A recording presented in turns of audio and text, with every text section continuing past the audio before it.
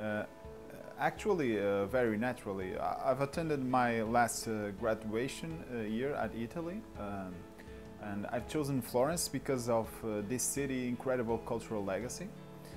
After all, it was the center of one of the greatest artistic revolutions of all times, and it was the cradle of the humanism and the place of rebirth of human reason. On the other hand, the class equivalence gave me an incredible time liberty.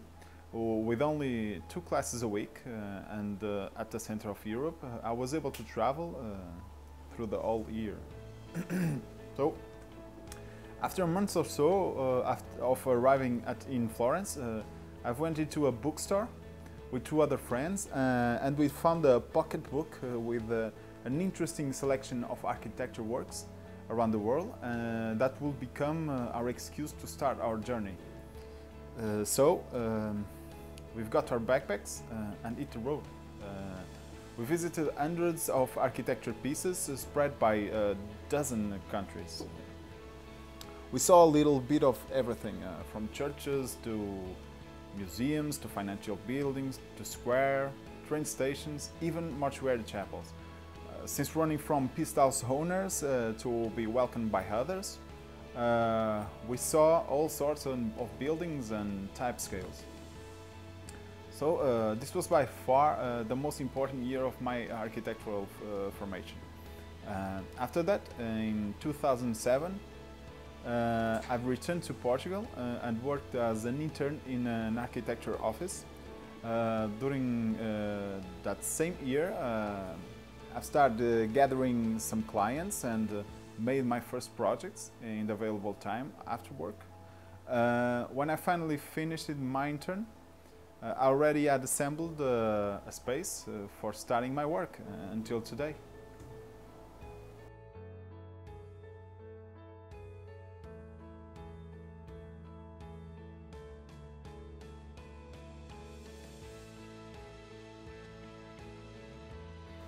Well, I think we tend to forget that we didn't just pop up from nowhere 6,000 years ago. Life is a kind of response mechanism to the external world.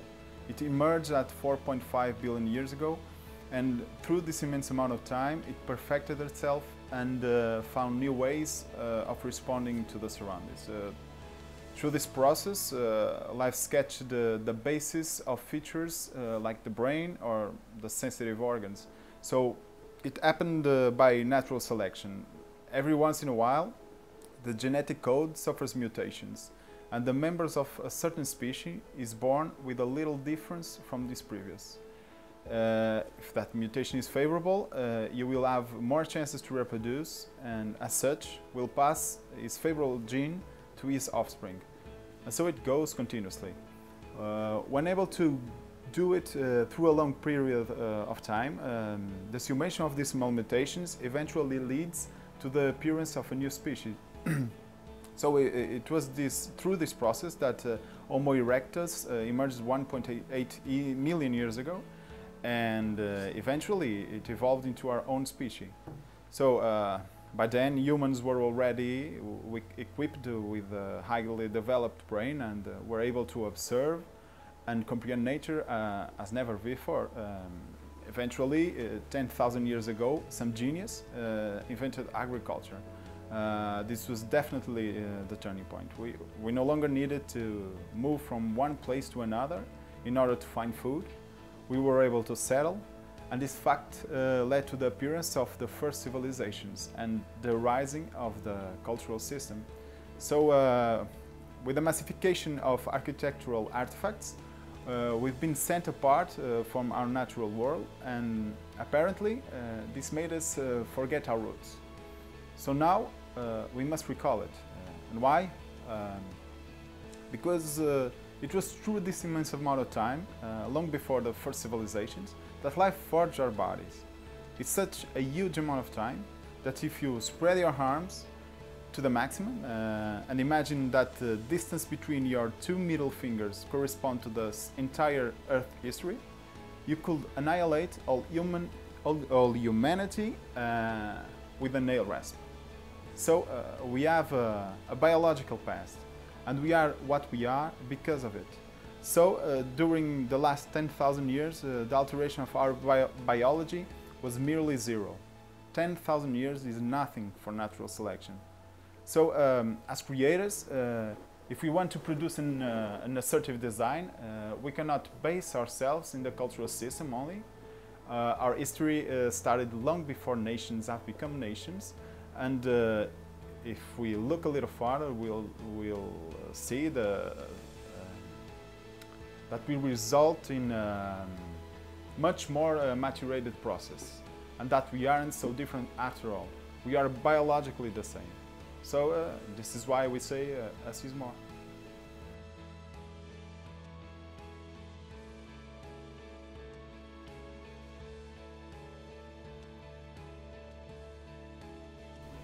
That manipulation is the foundation of any project of ours. I think you will agree with me if I say that the main objective of any architect is to create spaces that make people feel happier, right?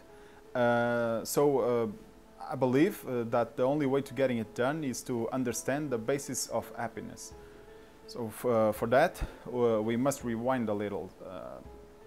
In a very raw definition, the main objective of any living organism is to stay alive in healthy conditions. So to manage it, life created a regulatory system known as the homeostatic plan that basically defines a sector in which organisms are able to proliferate and their functionality becomes more efficient. It is able to detect not only internal alterations of the physiological conditions, but also external inputs favorable to the organisms. It exists even in the simplest form of life. Even in the ones with no brain, like bacteria, for example. If we introduce a toxic substance in a bacteria environment, they will deviate from the threat and move on the opposite direction. With brain evolution, life refined the ability of detecting those same conditions. At a certain point, it was even able to feel variation as body temperature, smell, taste, tact, audition, and vision. So in order to grant the success and speed reaction of the system, life associated in brains able to produce conscious minds, a reward or punishment mechanism that link every homeostatic level to a specific emotion.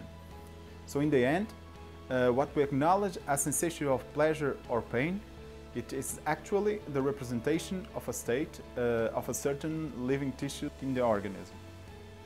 So to better understand it, you may think of homeostasis as a linear graphic.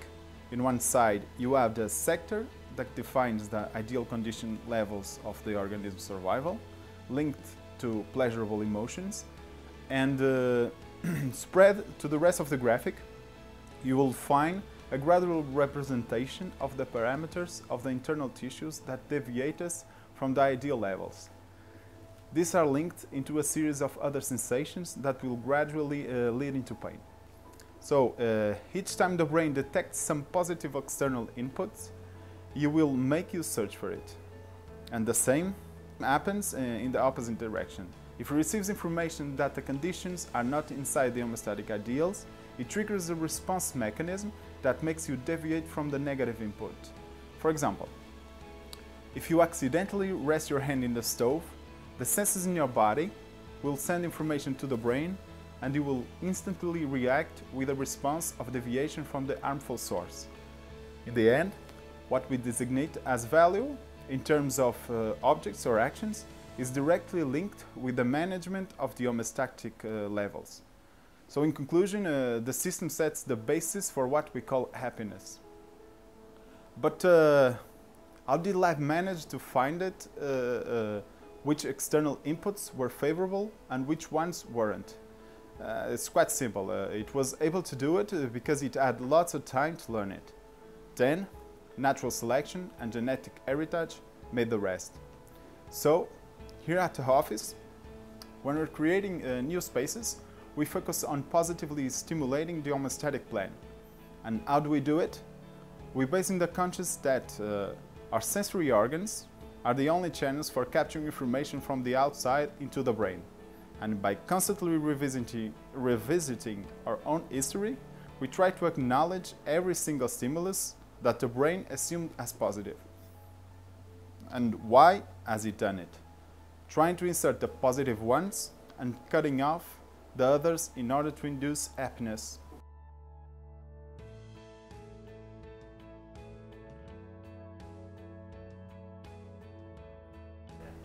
You're right, the external world is constantly changing, but as we've seen before, society as we know it is quite recent. So, for the considerate, I will think in human history as divided in two different eras, pre-agriculture and post-agricultural era.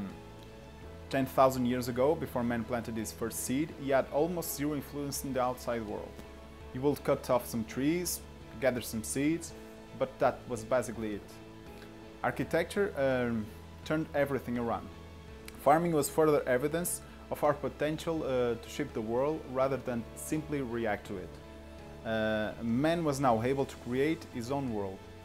Until then, man lived in groups of 200, 300 people, but 6,000 years ago, with the appearance of the first civilizations, the number started increasing exponentially. As population grew, information flew faster, with more people exchanging information, new objects and ideas started sprouting. And with life expectancy increase, cities seem to have gained a life of their own. They have become in some kind of a monster that fed on new ideas and speed. Then, we discovered coal and natural gas as energy source, and the Industrial Revolution occurred. From then on, speed was as never seen before, and with time it got faster and faster. If before Industrial Revolution, human population has never surpassed 1 billion people, today, 150 years later, it has expanded to 7 billion and continues growing. Provisions point at a population of 9 billion in 2020. And now, we need to control it. How can it do if buildings are rigid structures? The thing is that cities are like living organisms. They are the summation of trillions of single cells, and they're in constant regeneration. That same process, it's happening right now in dozens of spots of this same city. And it's constantly an endless transformation of the small constituent parts that we're able to control. The ones that allow us to adapt cities to our own needs. We as architects are the conductors of this repair mechanism. But in order to do it, we must acknowledge how we've got to this point, and that cities are a very recent phenomena. To acknowledge how recent this reality really is, imagine you were able to compress man history into a normal day with 24 hours and consider appearance of the Homo erectus at 0 hour. In this scale of time, the first civilization would have appeared at 11:40 p.m. That's 1 hour and 20 minutes from midnight. For more than 90% of our time, we lived as gatherers and hunters. Our bodies and brains are prepared to a totally different reality. So now, we're living trapped in bodies that are no longer adapted to the surrounding world, and natural selection cannot in any way match the speed of cities' development. So now we must adapt the external world to our bodies, and we must do it by inserting in our creative process the notion that we were created long before cities or even culture as we know existed. So it was during this time that life developed the brain or the sensitive organs, and it was able to select favorable and unfavorable inputs. So through this process of attempt and error, and by the accumulation of experience and genetic heritage, we transmitted this information to the next generation, refining our homeostatic plan.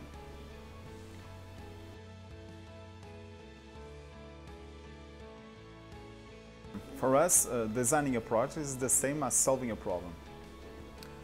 We found that the best way to do it is using the Cartesian method, which consists in 4 main steps.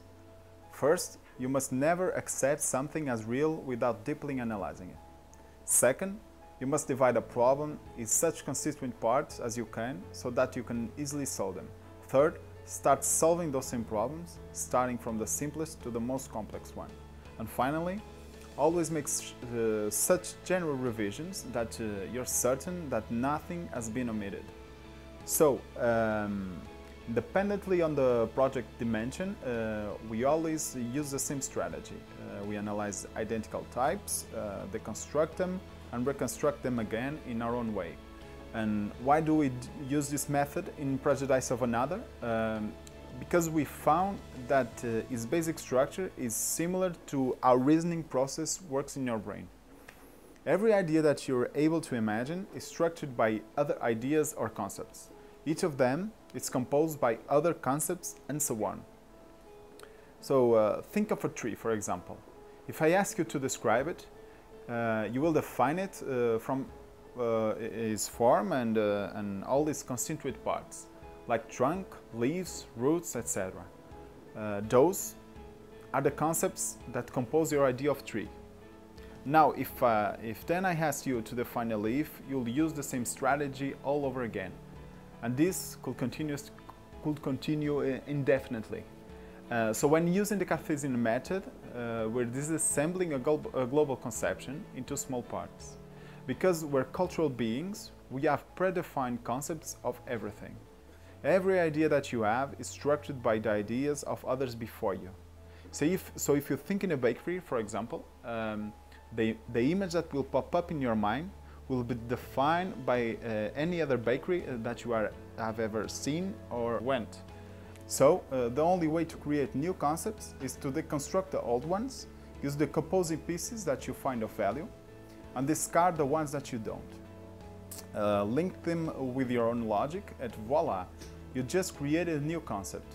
And if lucky enough, and if it's well assembled, it will be appreciated by others, and it may one day become a cultural preconcept on its own.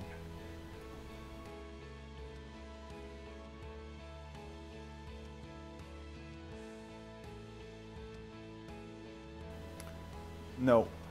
In the bakery project, that stimulus was possible because it was a food facility. Smell and taste were granted by the business itself. Architecture was only able to stimulate vision, tact, and audition. Anyway, I don't think it's possible for architecture to stimulate taste. In that sense, I think it is an incomplete art. But anyway, I cannot recall of any human art that's able to do it rather than cookery. I cannot help to relate the fact that the only two things, at least that I can recall, that can stimulate the all five senses are eating and sexual relations. And the fact that both of them are defined by Maslow as two of our most basic needs. This reinforced the idea that the homeostasis associates pleasure with the most important functions for our survival and proliferation of life. Once again, I think this tells us something about the value that we must give to our biological legacy.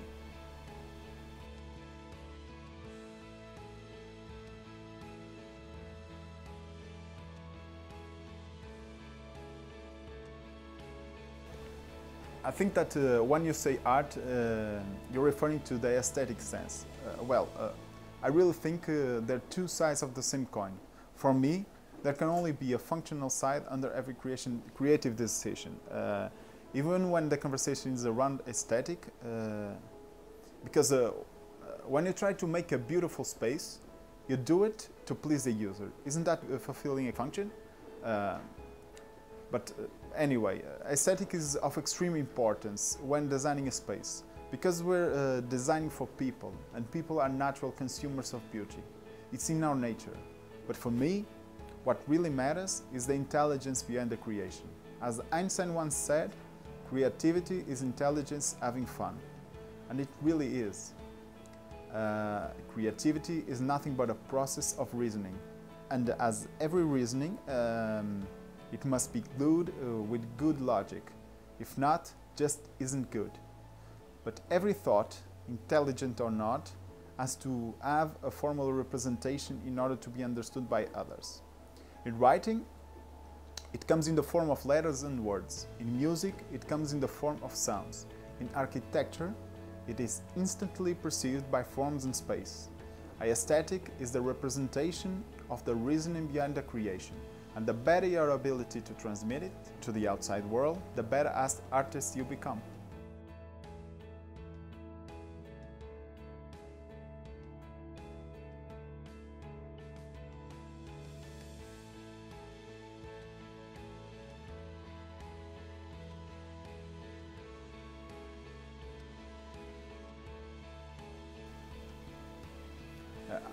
I actually find them very appealing.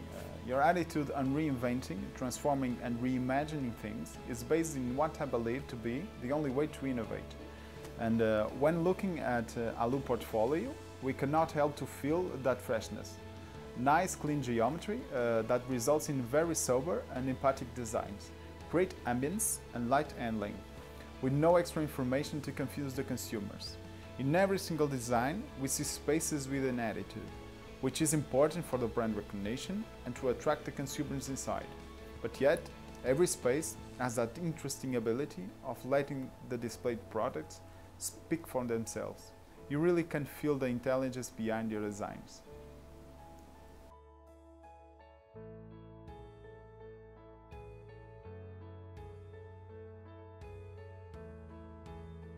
We truly try to dedicate the same grade of attention to every project, because each one of them is a possibility that the client is giving us for us to show our thoughts to the world. Of course, we nurture a special joy for every project that gets constructed.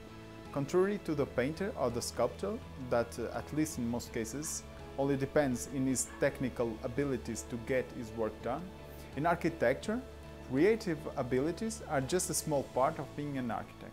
Between the idealization of the project and the execution, because of architectural complexity, the whole process is dependent on dozens or even hundreds of technicians, decision boards, and other associated social phenomena.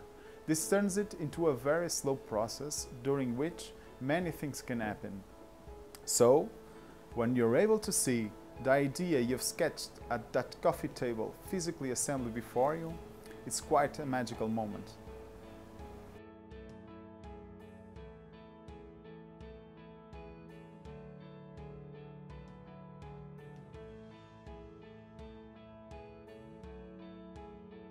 Well, I will tell them not to forget their own roots and to create based in the notion that we're the product of an evolution with millions of years, and to aim on giving people the right stimuli in order to positively influence their homeostatic levels.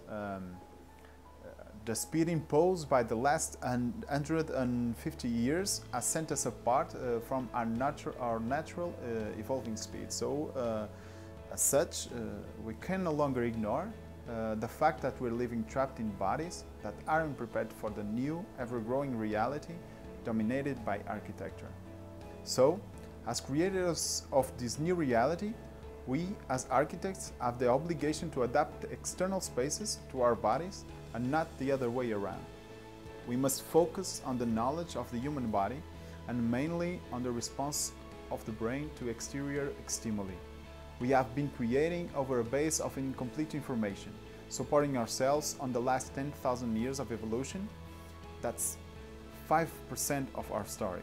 So, it is mandatory to integrate the other 95% of primordial informations. Just think of this. If someone gave you a book, do you think it would be reasonable for you to only read the last chapter?